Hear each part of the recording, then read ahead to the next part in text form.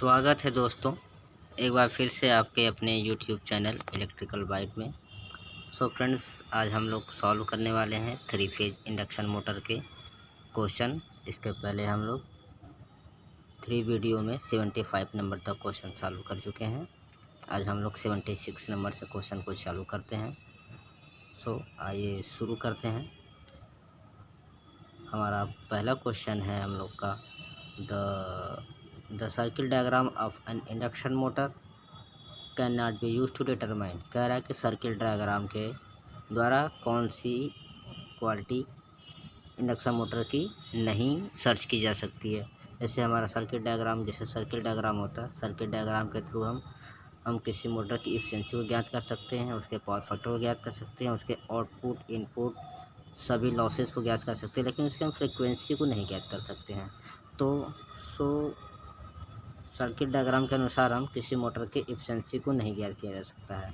तो हमारा सही आंसर होगा मोटर की फ्रिक्वेंसी, जो मोटर की कितनी फ्रिक्वेंसी की सप्लाई दी गई है, ये नहीं ज्ञात किया जा सकता है। नेक्स्ट क्वेश्चन है friends, block rotor test on induction motor use to find out. कह रहा है कि किसी 3 फेज इंडक्शन मोटर के ब्लॉक रोटर टेस्ट के द्वारा क्या फाइंड आउट किया जाता है। तो ब्लॉक रोटर टेस्ट के द्वारा हम लोग लीकेज रिएक्टेंस को भी ज्ञात कर सकते हैं। शॉर्ट सर्किट कंडीशन में जो होती है हमारी रोटर की पावर फैक्टर को ज्ञात किया जा सकता है। शॉर्ट सर्किट करंट और रेटेड वोल्टेज को ज्ञात किया जा सकता है। तो अभी हमारा सही आंसर होगा all of the above. Next question है friends 78 number, lubricant use for ball bearing. कह रहा है कि किसी बॉल बियरिंग में कौन सा लुब्रिकेंट यूज़ किया जाता है। तो बता दें फ्रेंड्स, हमेशा ग्रीस यूज़ किया जाता है। अगर हमारी ये स्लीव बियरिंग होती तो हमारा वहाँ मिनरल ऑयल यूज होता। तो अभी के लिए हमारा आंसर है बॉल बियरिंग के लिए ग्रीज, अच्छे क्वालिटी का ग्रीज यूज किया जाता है।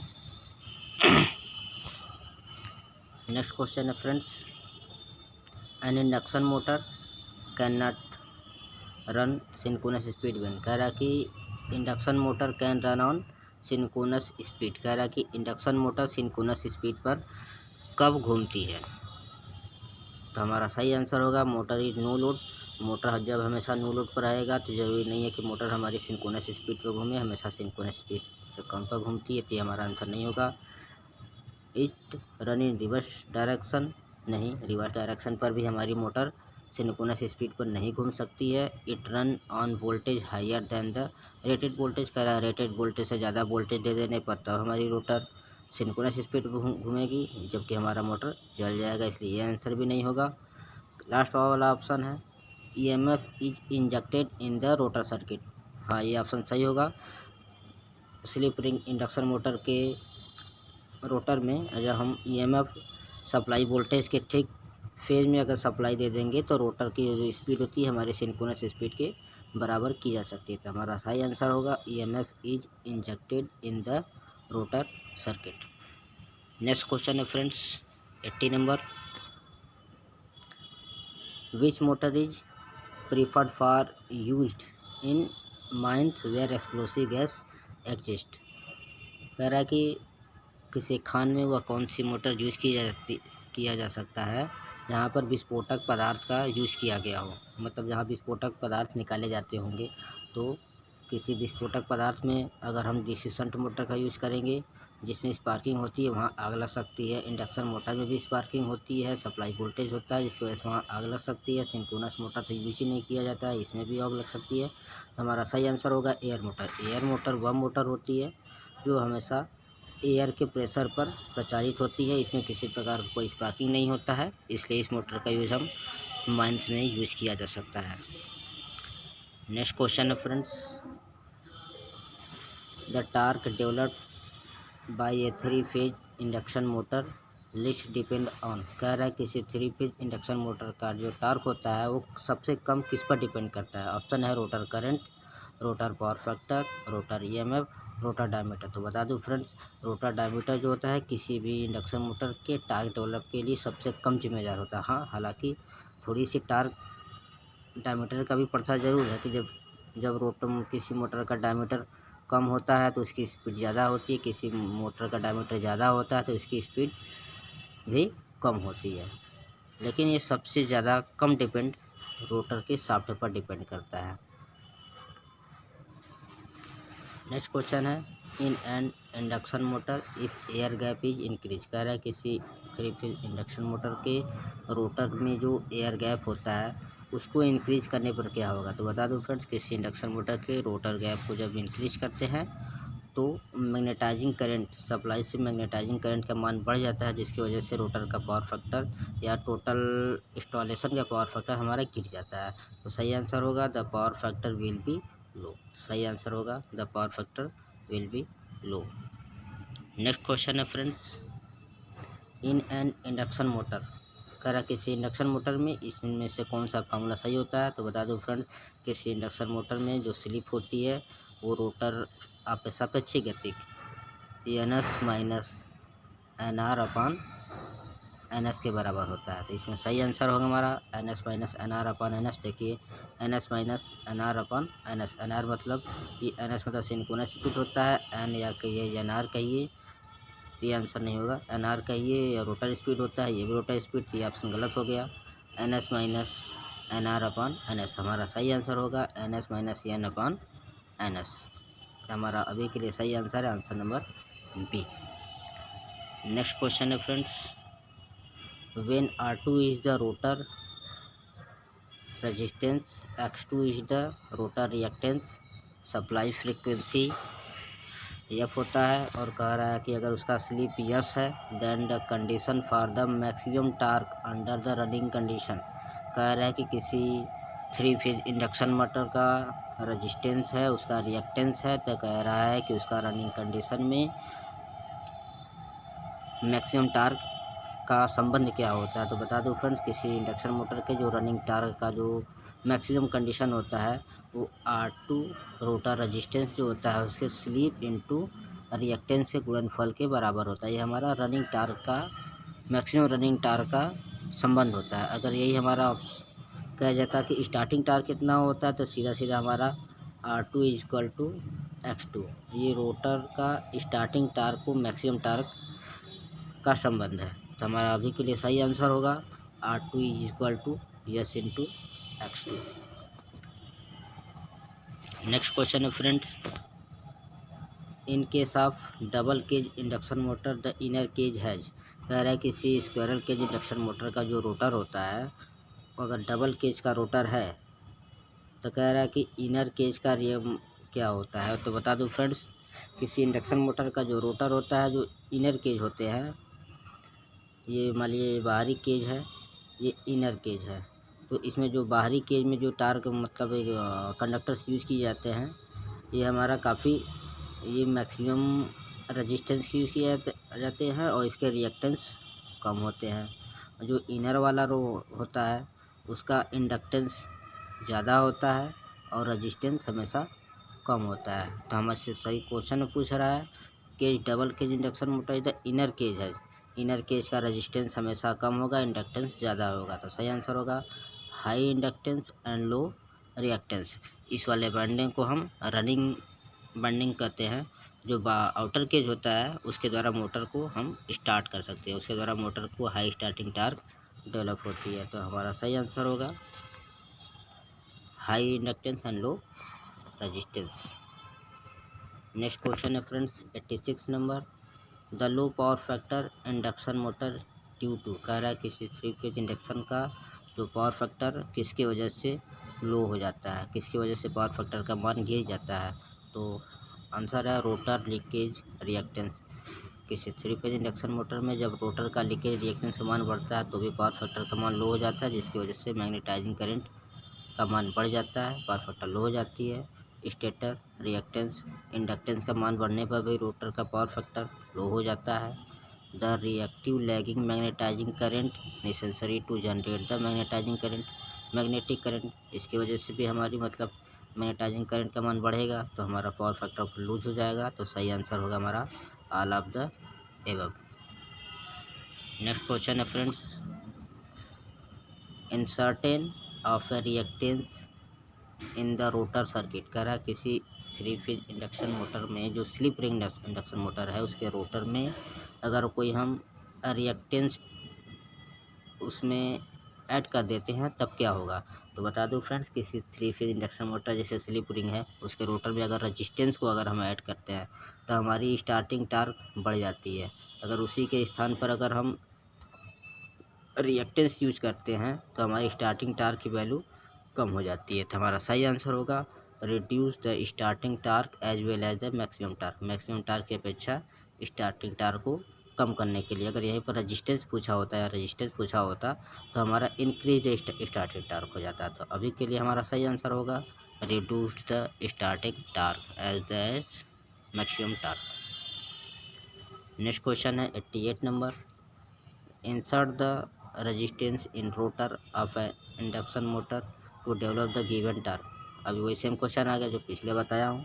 अब कह रहा है कि इसी रोटर के स्लिप रिंग रोटर है, अगर उसमें रेजिस्टेंस ऐड कर दिया जाएगा तो क्या होगा। तो हमारा सही आंसर होगा increase the rotor current, increase the rotor current, decrease the rotor current, rotor current become zero, rotor current remain same. तो फ्रेंड्स बता दें, किसी भी इंडक्शन मोटर के टार्क तो डेवलप हो जाएगा, टार्क डेवलप हो जाएगा, लेकिन जो उसमें रोटर में जो करंट होता है, रोटर करंट हमेशा और हमेशा सेम बना रहता है। रोटर करंट हमेशा सेम होता है, रोटर करंट में कोई परिवर्तन नहीं होता। हमारा सही आंसर होगा rotor current is remind same. अगर यही टार्क के मामले में पूछता तो टार्क हमारा बढ़ जाता। अगर टार्क के मामले में पूछता है तो टार्क बढ़ गया, अगर करंट के मामले में है तो करंट हमारा सेम टू सेम रहेगा, रोटर करंट में कोई परिवर्तन नहीं था। हाँ, लेकिन सप्लाई करंट में परिवर्तन हो जाता है। जो सप्लाई करंट जो होती है, सप्लाई करंट हमारी बढ़ जाती है। मोटर हमारी अधिक करंट लेना शुरू कर देती है, लेकिन रोटर में करंट का मान सेम होता है। मोटर हमारी करंट लेना अधिक हो जाती है, लेकिन रोटर में करंट का मान सेम होता है हमेशा हमेशा। Next question 89। For driving high inertia load best type of induction motor suggested है। कह रहा है कि काफ़ी उच्च घर्षण वाले लोड को खींचने के लिए कौन सा इंडक्शन मोटर यूज करते हैं। तो दो ऑप्शन है हमारा, स्लिप रिंग और स्क्वायरल केज। तो स्क्वायरल केज तो हमारी लो स्टार्टिंग टार्क होती है, इसका यूज करेंगे नहीं। तो सही आंसर होगा हमारा slip ring type induction motor. Next question है friends 90 number. Temperature of the stator winding of a three phase induction motor obtained by. कह रहा है कि किसी थ्री फेज इंडक्शन मोटर का जो टेम्परेचर राइज होता है उसे हम किस तरीके से प्राप्त कर सकते हैं, किस तरीके से उसकी गणना कर सकते हैं। तो हमारा आंसर है रजिस्टेंस राइज मेथड। इसके थ्रू हम कर सकते हैं। रजिस्टेंस राइज मेथड क्या होता है, जब किसी मोटर का टेम्परेचर जब इंक्रीज होगा तो हमारा उसके साथ साथ रजिस्टेंस में इंक्रीज होगा। इस रजिस्टेंस को मेजर करके हम इसके अनुपात में टेम्परेचर को कैलकुलेट कर सकते हैं। थर्मोमीटर मेथड, हम थर्मोमीटर के थ्रू उसके टेम्परेचर को माप करके हम उसका टेम्परेचर पता कर सकते हैं। नेक्स्ट ऑप्शन है एम्बेडेड टेम्परेचर मेथड। हाँ, एम्बेडेड टेम्परेचर मेथड टेम्परेचर को प्रत्यक्ष रूप से माप करके भी हम उसके ताप को ज्ञात कर सकते हैं। तो हमारा सही आंसर होगा ऑल ऑफ द एबव। हमारा सबसे सही आंसर जो होता है इसमें रजिस्टेंस राइज मेथड का यूज हम ज़्यादा से ज़्यादा यूज करते हैं। नेक्स्ट क्वेश्चन है friends, the purpose of using short circuit gear. कह रहा है कि कोई थ्री फेज स्लिप जैसे शॉर्ट सर्किट गियर यूज जो होता है फ्रेंड्स, ये हमेशा स्लिप रिंग इंडक्शन मोटर के स्टार्टर में यूज होता है। कह रहा है कि इस शॉर्ट सर्किट गियर जो होते हैं उसका यूज़ क्या होता है। तो बता दो फ्रेंड्स, जैसे three phase slip ring motor के जो स्टार्टर्स होते हैं उसमें रेजिस्टेंस लगे होते हैं। उस रेजिस्टेंस को जैसे ऐसे वेरी करा के हम अगर उसको हम कम करते हैं तो लास्ट में क्या होता है कि जो स्लिप रिंग होती है, स्लिप रिंग के लास्ट कंडीशन में स्लिप रिंग के सारे कॉन्टेक्ट एक जगह शॉर्ट हो जाते हैं। तो इसका यूज़ हम जो शॉर्ट सर्किट गियर का यूज़ जो होता है स्लिप रिंग को शॉर्ट करने के लिए यूज होता है एट लास्ट कंडीशन में। तो हमारा सही आंसर होगा to short circuit the rotor slip ring, to short circuit the rotor slip ring हमारा सही आंसर होगा। नेक्स्ट क्वेश्चन क्या मतलब इसमें ऑप्शन क्या है, to short circuit the starting resistance को तो कभी शॉर्ट करते ही नहीं है, उसको तो स्टेप बाय स्टेप कम करते जाते हैं। नेक्स्ट कह रहा है कि to short circuit the stator phase. कह रहा है स्टेटर फेज को ही शॉर्ट सर्किट कर देंगे तो हमारा मोटर चलेगी कैसे। ये ऑप्शन गलत हो गया, नन ऑफ द अबव तो होगा नहीं। हमारा सही आंसर होगा to short circuit the rotor slip ring. Next question है friends 92 number. In a squirrel cage motor the induced EMF is. कह रहा है कि इसी 3 फेज इंडक्शन मोटर जो स्क्वायरल केज मोटर है उसके जो रोटर में इंड्यूस्ड ईएमएफ होता है वो कितना होता है। तो बता दो फ्रेंड्स, रोटर में जो ईएमएफ E2 जो होती है वो हमेशा हमेशा स्लिप गुणे जो सप्लाई वोल्टेज होता है उसके बराबर होती है। तो फ्रेंड्स हमारा सही आंसर होगा depend on the soft loading, ये तो होगा नहीं। Depend on the number of slots, ये भी नहीं होगा। Sleep time the stand still EMF induced in rotor, सही आंसर होगा हमारा ये स्लीप टाइम। स्लीप गुणे stand still EMF, stand still EMF कह सकते हैं या सप्लाई वोल्टेज कह सकते हैं। इसको हम ई से प्रदर्शित करते हैं। तो E2 बराबर यस इंटू ई होता है। सही आंसर होगा मेरा answer number C. Next question है फ्रेंड्स 93 नंबर के question. Less maintenance trouble are in case of. कह रहा है कि कौन सी मोटर है जिस पर कम से कम मेंटेनेंस खर्च लगता है। तो देखा जाए तो कि जितने भी इंडक्शन मोटर होते हैं 3 फेज इंडक्शन मोटर उसमें तो खर्च कम से कम लगते हैं। कह रहा है slip ring induction motor, squirrel cage induction motor, both A and B. अगर डीसी मोटर के तुलना में डीसी मोटर की तुलना किया जाए तो स्लिप रिंग इंडक्शन मोटर और स्क्वायरल केज इंडक्शन मोटर दोनों में कम खर्च लगता है। लेकिन अगर सिर्फ स्लिप रिंग इंडक्शन मोटर और स्क्वायरल केज इंडक्शन मोटर में तुलना किया जाए तो स्क्वायरल केज इंडक्शन मोटर की खर्च सबसे कम होगी। इसमें मेंटेनेंस चार्ज कम से कम लगता है। तो हमारा सही आंसर होगा squirrel cage induction motor. Next question है फ्रेंड्स 94 नंबर। हम लोग 100 नंबर तक सॉल्व करने वाले हैं। क्वेश्चन कह रहा है a squirrel cage induction motor is not selected when. कह रहा है कि स्क्वायरल केज इंडक्शन मोटर को कब सेलेक्ट नहीं किया जा सकता है। कह रहा है आंसर है ऑप्शन है initial cost is the main consideration. Initial cost के बारे में जब सोचा जाएगा तब नहीं किया जाएगा, ये तो कोई मायने नहीं होता है। अगर हमारी कोई चीज़ यूज़ करनी है तो उसमें कास्ट कोई मेंटेनेंस नहीं रखता है, कोई मेंशन नहीं होता है। कह रहा maintenance cost is to be kept low. कह रहा है इसका मेंटेनेंस कॉस्ट बहुत लो होता है इसलिए इसका यूज नहीं करते हैं, ये भी ऑप्शन सरासर गलत है। कह रहा है higher starting torque is the main consideration. हाँ, जहाँ पर कह रहा है कि जहाँ हायर टार्क की बहुत ज़्यादा आवश्यकता है वहाँ पर हम स्क्वायरल केज मोटर का यूज नहीं कर सकते हैं, क्योंकि भाई स्क्वायरल केज मोटर हमें पता है कि उसका स्टार्टिंग टार्क बहुत लो होता है। उसका स्टार्टिंग टार्क बहुत लो होता है जिसकी वजह से जहाँ हमको हाई स्टार्टिंग टार्क की आवश्यकता है वहाँ तो इसका यूज नहीं कर सकते। हमारा सही आंसर होगा higher starting torque to main consideration. Next question है फ्रेंड्स 95 नंबर के क्वेश्चन।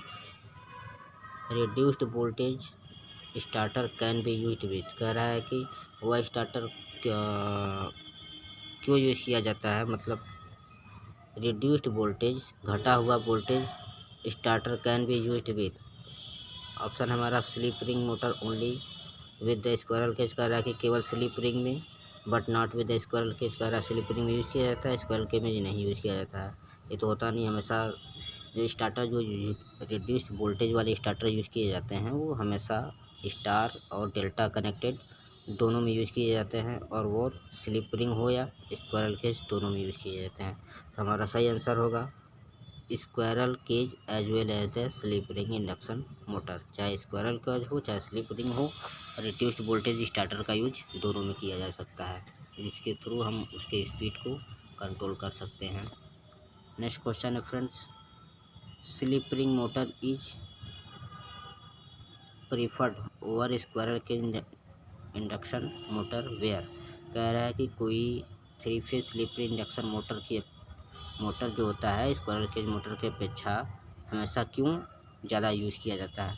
कह रहा है कि आंसर है हमारा ऑप्शन है high starting torque is required, low torque is heavy pull out torque is required, all of the above. कह रहा है हाई स्टार्टिंग टार्क, जहाँ हाई स्टार्टिंग टार्क की अधिक आवश्यकता हो।